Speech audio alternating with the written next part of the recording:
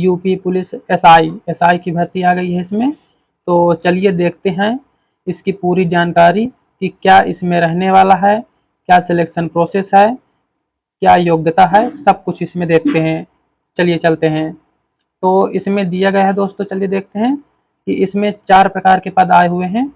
तो पूरी जानकारी देखते हैं कि उप निरीक्षक नागरिक पुलिस एवं समकक्ष पदों पर सीधी भर्ती हेतु आवेदन 2025 में आई है ये।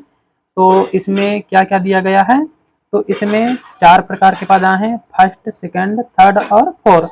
तो क्या क्या है, जो पहला है उप निरीक्षक नागरिक पुलिस, ये पुरुष एवं महिलाओं दोनों के लिए, ठीक है। और प्लाटून कमांडर पीसीसी उप निरीक्षक सशस्त्र पुलिस, ये केवल पुरुषों के लिए है। और प्लाटून कमांडर उप निरीक्षक विशेष सुरक्षा बल, ये भी पुरुष के लिए है। और नंबर 4 पे है महिला बटालियन हेतु महिला उप निरीक्षक नागरिक पुलिस पीसी, ये केवल महिलाओं के लिए है। ये तो समझ गए होंगे, ये पुरुष एवं महिलाओं दोनों के लिए है। ये केवल पुरुष के लिए है, ये भी पुरुष के लिए है और ये महिलाओं के लिए है। और आगे देखते हैं इसमें कि क्या है। तो आगे बढ़ते हैं इसमें। अब देखिए इसमें दिया गया है कि किसमें कितनी योग्यता है। अब देखिए इसमें दिया गया है कि किस कैटेगरी में कितने पद हैं। तो इसमें 5 प्रकार की कैटेगरियां दी गई हैं। तो पहला जो पद है इसमें का नंबर पद है उप निरीक्षक नागरिक पुलिस, महिला एवं पुरुष दोनों के लिए है। तो इसमें कितने पद हैं, तो अनारक्षित वर्ग के लिए है इसमें 1705 पद। और दूसरा नंबर है ईडब्ल्यूएस, इसमें है 422 पद। और अन्य पिछड़ा वर्ग यानी कि ओबीसी के लिए है 1143 पद। और अनुसूचित जाति के लिए है यानी कि जो एससी कैटेगरी में आते हैं, तो एससी कैटेगरी वालों के लिए है 890 पद। और एसटी कैटेगरी वालों के लिए है 82 पद। तो टोटल मिलाकर इसमें निकली हैं जो वैकेंसियां 4242 पद इसमें निकली हैं। और नंबर दूसरे पर चलते हैं। तो दूसरा नंबर आता है, इसमें है खा नंबर है प्लाटून कमांडर पीएसी। तो इसमें क्या है कि अनारक्षित यानी कि जो जनरल कैटेगरी में आते हैं उनके लिए है 56 पद। ईडब्ल्यूएस के लिए है 13 पद। अन्य पिछड़ा वर्ग के लिए है 36। अनुसूचित जाति 28। और एसटी कैटेगरी वालों के लिए है 2 पद। टोटल मिलाकर इसमें जो पद हैं 135 पद दिए गए हैं। अगले नंबर पर चलते हैं। तो जो तीसरा जो पद है इसमें, तो तीसरा पद है इसमें प्लाटून कमांडर का। तो इसमें कितने पद हैं, तो जनरल वालों के लिए है 25 पद। और ईडब्ल्यूएस के लिए है 6। और ओबीसी वालों के लिए 16, एससी 12 और एसटी 1 पद। टोटल मिलाकर इसमें भी 60 पद दिए गए हैं। और जो नंबर चौथा नंबर पर आता है, जो सबसे लास्ट है, तो इसमें क्या दिया गया है, महिला बटालियन के लिए है। ये केवल महिलाएं इस पद के लिए योग्य हैं। यहाँ पे दिया गया है केवल महिलाएं अभ्यर्थियों के लिए है। तो जनरल अनारक्षित वर्ग के लिए है 47 यानी कि 47 पद। ईडब्ल्यूएस के लिए है 10 पद। और ओबीसी वालों के लिए है 27।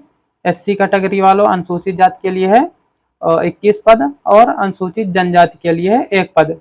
टोटल मिलाकर इसमें दिया गया है 106 पद दिए गए हैं इसमें।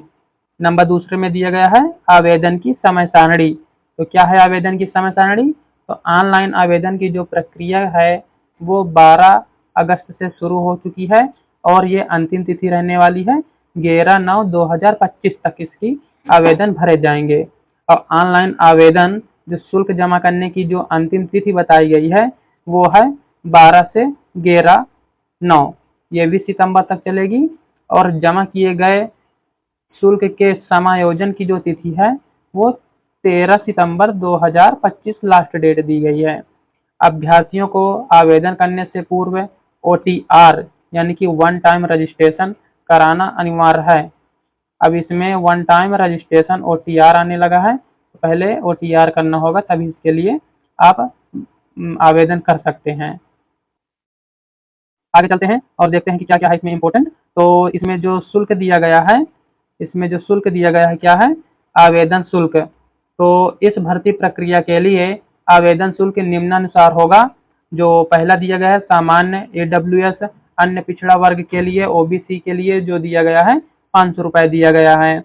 और नंबर दूसरे पर दिया गया है अनुसूचित जनजाति और अनुसूचित जाति के लिए जो दिया गया है SC ST वालों के लिए है 400 रुपए दिया गया है। इसमें जो योग्यता दी गई है दोस्तों कि शैक्षणिक योग्यता क्या है, तो भारत में विधि द्वारा स्थापित किसी विश्वविद्यालय से स्नातक उपाधि या सरकार द्वारा मान्यता प्राप्त इसके समकक्ष कोई अर्हता, यानी कि आप इस पद के लिए तब योग्य हो सकते हैं जब आपके पास कोई डिग्री होगी, BA, BSc, BCom, BBA या किसी भी प्रकार की आपके पास कोई डिग्री है तो आप इसके लिए आवेदन कर सकते हैं। इसके लिए आपके पास ग्रेजुएशन होना चाहिए। ठीक है, तो इसके लिए आप आवेदन कर सकते हैं। इसमें जो आयु सीमा दी गई है तो क्या दी गई है, तो विज्ञापित पदों की नियमावली तथा संशोधित के अनुसार भर्ती के लिए यह आवश्यक है कि जो सभी पदों के लिए क्या क्या है आयु सीमा, तो इसमें जो आयु सीमा दी गई है आयु, तो पहला पद है उप निरीक्षक नागरिक पुलिस के लिए, जो महिला बटालियन है तो महिला उप निरीक्षक PAC पदों के लिए, तो इसमें जो दिया गया है 1/7/2025 को 21 वर्ष की आयु प्राप्त कर ली हो और 28 वर्ष की आयु प्राप्त न की हो, अर्थात अभ्यर्थी का जन्म 2/7/1997 से पूर्व तथा 1/7/2004 के बाद का नहीं होना चाहिए। अगर आप इतनी अर्हता रखते हैं, इतनी आपकी आयु है, तो आप इसके लिए आवेदन कर सकते हैं। ठीक है, और नंबर दूसरा है इसमें प्लाटून कमांडर PAC, तो इसके लिए क्या है, इसके लिए भी वही योग्यता है जो पहले में दी गई है। श्रेणीवार आयु में छूट दी गई है।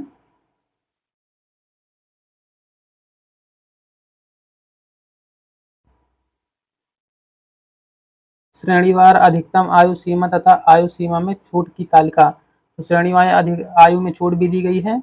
सामान्य के लिए 3 वर्ष है इसमें, और अनुसूचित जाति जनजाति के लिए 5 वर्ष प्लस 3 वर्ष, और नंबर तीसरा है अनुसूचित जनजाति की श्रेणी के लिए 5 प्लस 3 वर्ष।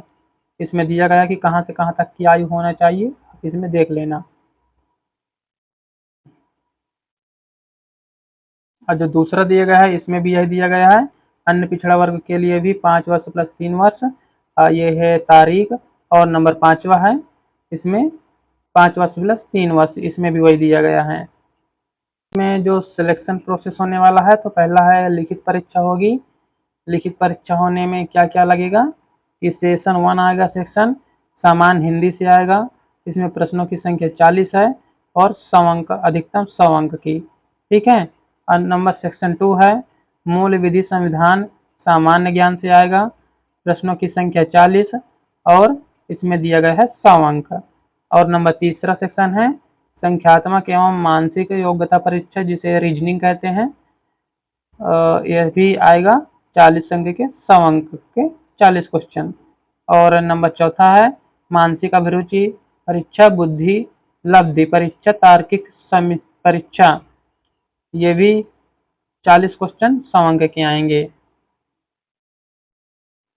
शारीरिक मानक परीक्षा दिया गया है इसमें, तो पुरुष अभ्यर्थियों के लिए इसमें दिया गया है नंबर पहला ऊंचाई, तो क्या होनी चाहिए ऊंचाई, इसमें 1.68 सेंटीमीटर होनी चाहिए, लंबाई होनी चाहिए। इसके लिए सामान्य OBC और अनुसूचित जातियों के पुरुष अभ्यर्थियों के लिए न्यूनतम ऊंचाई दी गई है 1.68 सेंटीमीटर, और अनुसूचित जनजाति के लिए इसमें 160 सेंटीमीटर।